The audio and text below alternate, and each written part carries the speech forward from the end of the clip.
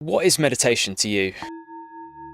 To me, we're human beings, and as human beings, we're playing a role. So it's very much like an actor.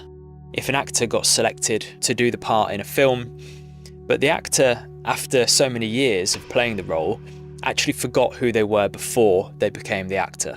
And they're then stuck in this role, believing that they are the person whose role they're playing. And being a human being is very similar to that. We come down to the physical realm to have a human experience. We're not human beings. This body isn't mine. The name that I take on is not me. It's very much temporary. It's part of this act. But over many, many lifetimes, we've become consumed by the world.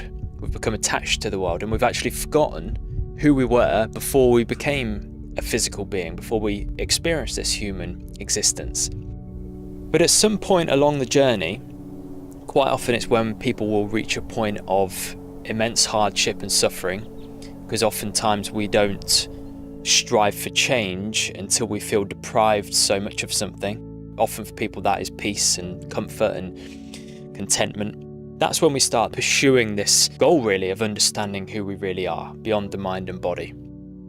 That needs a process or a vehicle or a tool, and meditation is that tool. Or a tool. It's not the only tool. You can pray, you can do mantra, you can devote yourself to the divine. There's many, many different ways.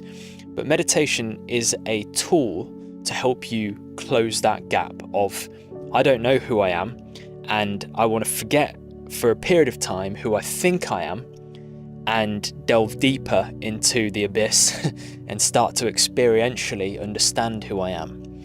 And so meditation is really a vehicle where we begin to let go of who we think we are for some time. Typically, when you sit down in meditation, you will have thoughts that come up, and all of the thoughts are associated with who you are at the moment. So it may be commentary from who you think you are at the moment. It could be thoughts related to your life. It could be thoughts related to work, family, all sorts of nonsense, memories that come up. It could be emotions, feelings. All of these things are tied to the separate self. They're tied to the individual, but you're not the individual, you're not the human. And that's an important distinction to make with yourself, because then it's easier for you to understand why we have to let these things go in meditation. Like, what's the point in sitting down, being still, and focusing our mind, for example, on the breath? What is the point in that? How does that help me spiritually? Well, it first off enables you to begin to forget the body, because you're not the body. So when you get to a certain state in meditation, you're being shown experientially that you're not the body. And it doesn't mean that you need to have an OBE, an out-of-body experience, but it begins to direct your awareness inward rather than outward. Outward into the world of illusion is going to keep you engaged in life. So we have to an extent, retract our senses. So the senses are always directed outward into the world.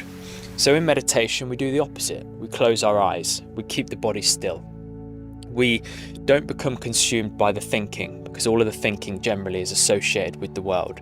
And we observe the breath. But the breath is just a neutral nothingness, really. It gives the mind somewhere to sit that isn't on anything that it can create some kind of activity from. And in doing that, what you'll find is your consciousness will begin to expand. And many of us, when we take to meditation, we think we're the ones that are meditating. But what you'll come to understand and realize more, if this isn't something that you understand already, is that we're not the doers. We think we're the ones that are meditating. All we really do is we sit down and we show intent by showing up. But the divine is the energy or the essence that meets us there, and when that communion takes place, that's true meditation. When you're becoming divine, when you're experiencing yourself as the divine more and more, that's a true form of meditation. But we're not the ones that do it, which is a really important distinction to make clear. And this can be understood in a different way. People will often say, I achieved such financial success and grew my business to such an extent that I'm now financially free. They take all the credit for themselves. But what they forget to remind themselves of is that the body that they use to do that has so many functions that take place without them doing a thing. So their heart beats without them trying. They breathe without thinking about it. The digestive system works without any conscious thought at all. So the very vehicle that they used in order to become financially successful wasn't under their management, or only to a small degree, but there's many functions that take place without them even knowing. Yet they say they're the ones that achieved it. So can you see the gap there in truth? How it's only a partial truth that you got somewhere, or you achieved such and such thing. Meditation is the same. Yes, we show up. Yes, we need to make the effort. Yes, we have to sit down and make time and, sacrifice something, which might be, rather than watching a film at night, you go and sit down and meditate for half an hour. So yes, there's sacrifice and we have to put in some small amount of effort. But what happens from there really isn't much of our doing. The doing part comes from the divine. And this is a really important distinction that people have to understand, because it humbles you. It rather than making you proud, which is where spiritual ego comes in, it actually humbles you and makes you realize that you aren't what you think you are. And that the very part of you that you're actually trying to understand is the thing that's actually controlling everything. Meditation is a tool that takes you from ignorance to experiential understanding.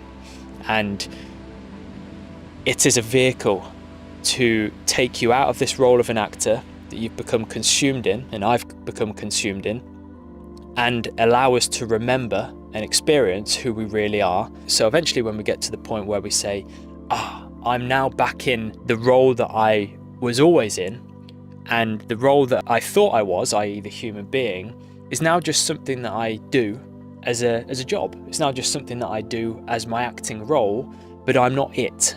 So as Jesus said, in the world, but not of the world. In the role of the actor, but not of the actor. Meditation is really you transitioning into who you really are, which is the divine. So in a sense, it's a communion with God.